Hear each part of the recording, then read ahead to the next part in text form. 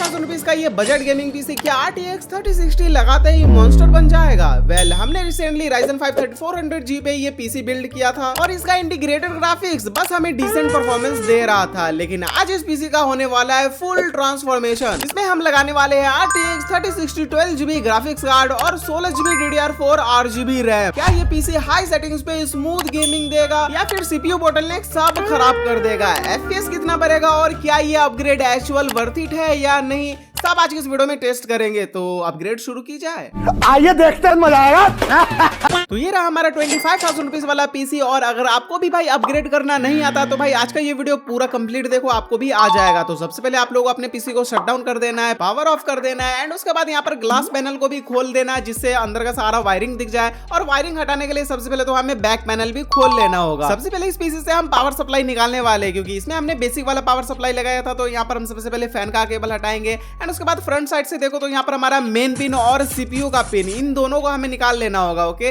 तो सिंपली यहाँ पर केयरफुली इन दोनों को निकाल लेना और उसके बाद हमारा पावर सप्लाई सेपरेट हो जाएगा। तो अब यहाँ से 4 स्क्रूज मिलेंगे, उन चारों को यहाँ से खोल के पावर सप्लाई ये हट जाएगा। तो चलो फटाक से हटा लेता हूँ।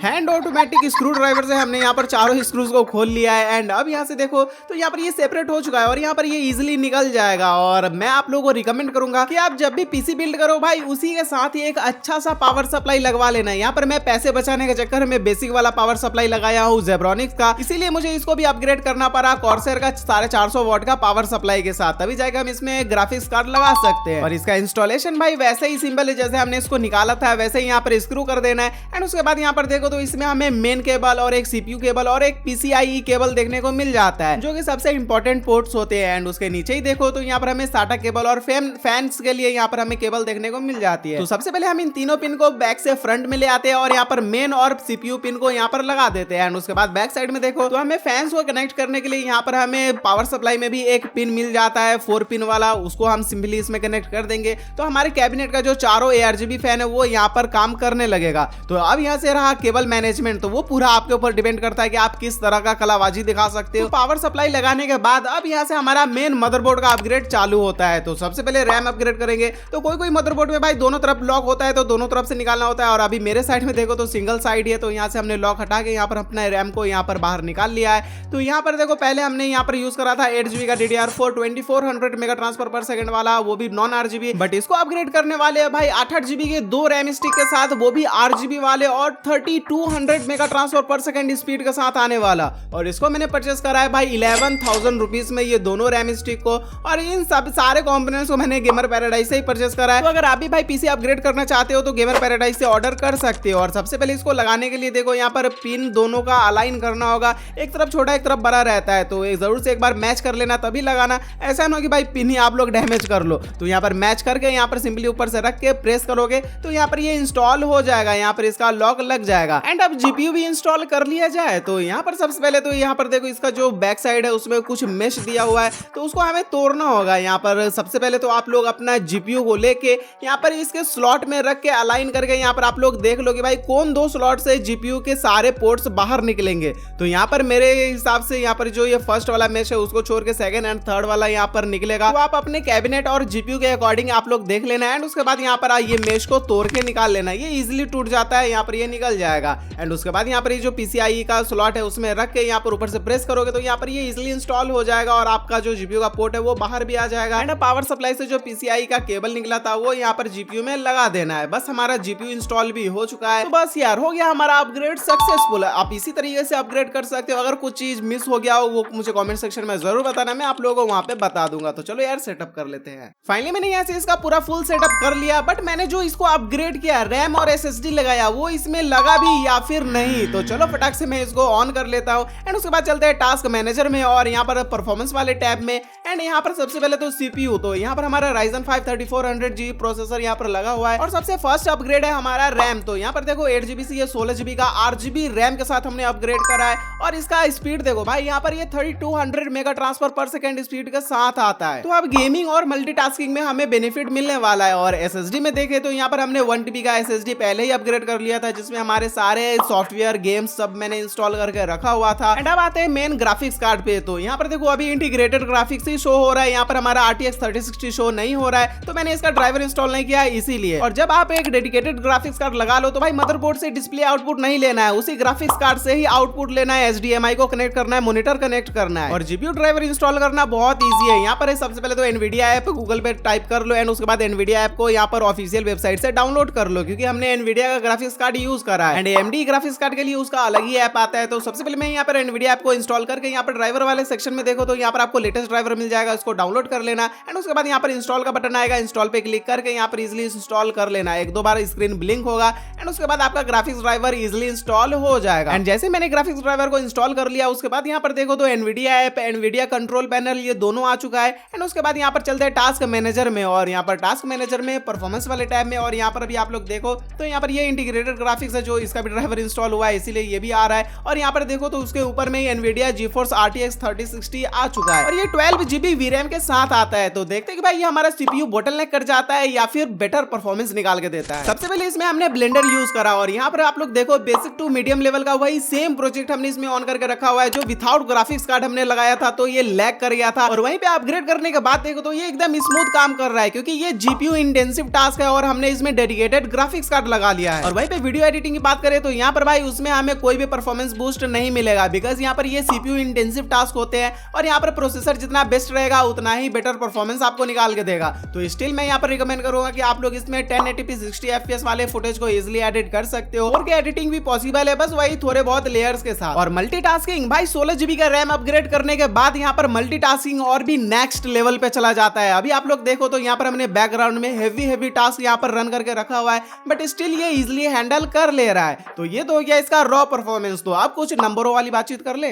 रिसेंटली हमने CPU और iGPU का बेंचमार्क्स निकाला हुआ है तो ओनली 3060 का बेंचमार्क्स देखते हैं। सबसे पहले Geekbench 6 का OpenCL स्कोर निकाला जो GPU के लिए होता है भाई 97,000 प्लस निकला। फिर हमने Geekbench 6 का AI स्कोर निकाला जो अभी आप लोग स्क्रीन पर देख सकते हो। फिर हमने ब्लेंडर का भी बेंचमार्क्स निकाला RTX 3060 का, तो यहाँ पर ये नियर बाई 1900 स्कोर निकला। फिर हमने लगे हाथों BMW का रेंडर भी निकाला। भाई ये GPU ओनली 17 सेकंड में ही रेंडर करके फेंक दिया, लेकिन ये गेमिंग में कैसा परफॉर्मेंस निकाल के देगा, क्या उसमें बोटलनेक करेगा? तो चलो यार गेमिंग टेस्ट करते हैं। सबसे पहले इसमें हमने वैलोरेंट टेस्ट करा और यहाँ पर भी आप लोग देखो तो 1080p रेजोल्यूशन और एकदम हाई सेटिंग्स करके हमने इसमें रखा हुआ है। एंड उसके बाद अगर गेम के अंदर आते हो तो यहाँ पर गेमिंग में FPS पे नजर मारो तो यहाँ पर हमें 150-170 अराउंड FPS देखने को मिल रहा है। बट यहाँ पर यूसेज देखो यार, यहाँ पर हमारा GPU अपना फुल पोटेंशियल यूज कर ही नहीं पा रहा है और ये CPU इंटेंसिव गेम है, इसके लिए भी हो सकता है बट यहाँ पर स्टिल हमें बेटर परफॉर्मेंस मिल रहा है। फिर हमने प्ले कर लिया है काउंटर स्ट्राइक 2 और यहाँ पर भी हमने 1080p रेजोल्यूशन और हाई प्रीसेट ग्राफिक सेटिंग हमने करके रखा हुआ है। एंड उसके बाद यहाँ पर अगर आप लोग अब गेम के अंदर FPS पे नजर मारो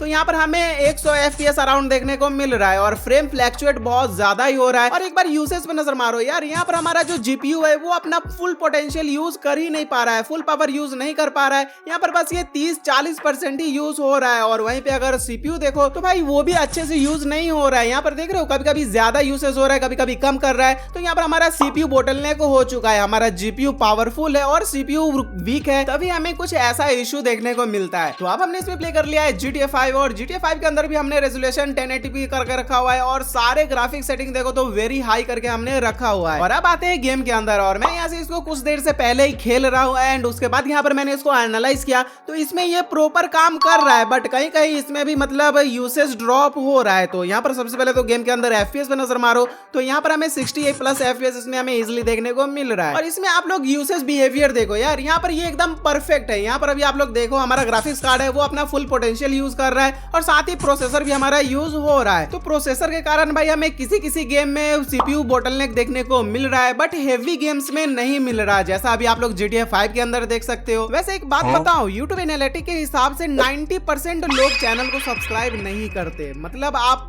वीडियो देखते हो और मजे लेते हो और चुपचाप निकल जाते हो। फ्री में इतना कंटेंट मिल रहा है तो भाई सब्सक्राइब करने में कोई GST भी नहीं लगता, तो जल्दी से सब्सक्राइब कर दो क्योंकि भाई ये मंथ एंड होते होते 500 के सब्सक्राइबर हो जाते जो मुश्किल है। तो मैं जरूर से फेस रिवील कर दूंगा, 100% गारंटीड। 90% लोग हो तुम लोग, ट्राई कर लो। एंड अब हमने इसमें प्ले कर लिया है Forza Horizon 5 और इसका भी मैंने 1080p रेजोल्यूशन और एक्सट्रीम ग्राफिक्स प्रीसेट यहाँ पर हमने रखा हुआ है जो इसका हाई एंड ग्राफिक्स सेटिंग है। एंड अब चलते हैं गेम के अंदर और गेम के अंदर FPS पे नजर मारो तो यहाँ पर हमें 70 FPS अराउंड हमें देखने को मिल रहा है। और वहीं पे अगर यूसेज पे नजर मारो तो इसमें भी हमें ऑलमोस्ट बेस्ट यूसेज देखने को मिल रहा है। लाइक यहाँ पर जो हमारा ग्राफिक्स कार्ड है वो अपना फुल पोटेंशियल यूज कर रहा है। तो इस पीसी को अपग्रेड करने के बाद मैंने जहां तक एक्सपीरियंस किया भाई, जितने भी हाई एंड गेम्स है जैसे GTA 5 हो गया, फोर्जा होराइजन 5 हो गया, तो इसमें कोई भी बोटलनेक इशू हमें देखने को नहीं मिल रहा है, क्योंकि इसमें हमारा CPU GPU दोनों परफेक्ट यूज हो रहा है। और जितने भी लाइट गेम है उसमें हमें CPU बोटलनेक देखने को मिल रहा है, क्योंकि इस पीसी में हमने जो ग्राफिक्स कार्ड यूज करा वो बहुत ही पावरफुल है और जो प्रोसेसर है वो वीक है। और वीक मतलब इस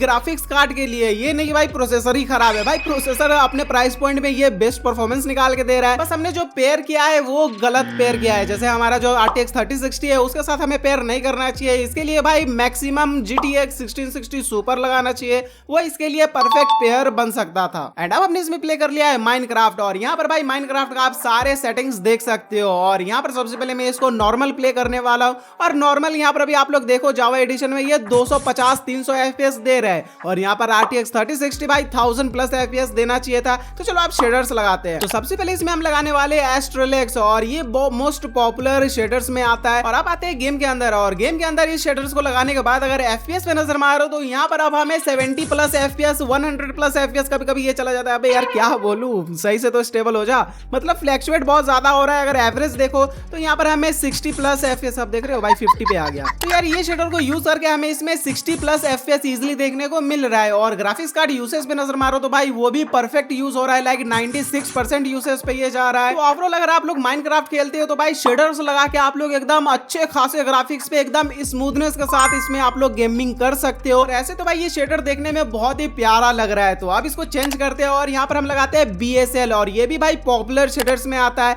और इसमें अगर आप लोग FPS पे नजर मारो तो FPS बूस्ट होता हुआ हमें दिख रहा है, लाइक 70+ FPS 100 FPS देखने को मिल रहा है। बट वहीं पे यूसेज पे नजर मारो तो यूसेज फ्लैक्चुएट कर रहा है। और ये शेडर भी मुझे उतना खास नहीं लगा, बट फिर भी भाई ये भी परफेक्ट है। तो अब इसको भी चेंज करते हैं। एंड अब यहाँ से हम डायरेक्ट वाइब्रेंट शेडर लगाने वाले एकदम एक्सट्रीम वाला। और इसके अंदर अगर आप लोग FPS पे नजर मारो तो भाई इसमें हमें ग्राफिक्स सबसे पहले तो बहुत तगड़ा देखने को मिल रहा है, एकदम रियलिस्टिक है। स्काई और लाइक जितने भी क्लाउड्स है वो सारे एकदम रियलिस्टिक लग रहा है। और यहाँ पर FPS पे नजर मारो तो 100+ FPS इसमें हमें इजिली देखने को मिल रहा है। और ग्राफिक्स भी बहुत खतरनाक निकल के आ रहा है। भाई जितने भी गेम्स में अगर बोटलनेक करे तो भाई उसका रेजोल्यूशन आप लोग बढ़ा लो या फिर ग्राफिक्स सेटिंग बढ़ा लो, उससे GPU यूसेज ऑलरेडी बढ़ जाता है, जिसके कारण बोटलनेक बहुत हद तक कम हो जाता है। और फ्री फायर के अंदर देखो तो भाई 100+ FPS तो इजिली ये GPU निकाल के दे ही देगा। तो अब बढ़ते हैं कंक्लूजन के ऊपर। तो भाई ये 25,000 रुपीज वाला बजट पीसी RTX 3060 और 16GB रैम अपग्रेड करने के बाद भाई परफॉर्मेंस में हमें काफी अच्छा जंप देखने को मिला। लेकिन रियल टेस्टिंग में एक चीज क्लियर हो गया भाई, Ryzen 5 3400G CPU intensive game जैसे वैलोरेंट, काउंटर स्ट्राइक 2, माइनक्राफ्ट जैसे गेम्स में ये भाई बोटलनेक कर जाता है। और अगर प्राइस की बात करें तो भाई RTX 3060 सेकंड हैंड 15,000 में लिया, जो ऑनेस्टली एक सॉलिड डील था। और मैंने भाई गेमर पैराडाइज से परचेस किया है और अभी प्री ऑन उनके पास अवेलेबल ही नहीं है, और न्यू अवेलेबल है वो भी 35,000 रुपीज का, जो भाई कोई सेंस बनाता ही नहीं है। इसमें आप लोग न्यू जनरेशन का GPU ले सकते हो। तो सिंपल कंक्लूजन ये है, अगर आपके पास Ryzen 5 3400G वाला गेमिंग पीसी है या फिर बिल्ड करने का सोच रहे हो फ्यूचर प्रूफ के लिए, तो RTX 3060 तभी लेना वर्थ इट रहेगा जब आपको एक अच्छा डील मिले। वरना CPU के साथ sweet spot GPU something like GTX 1660 super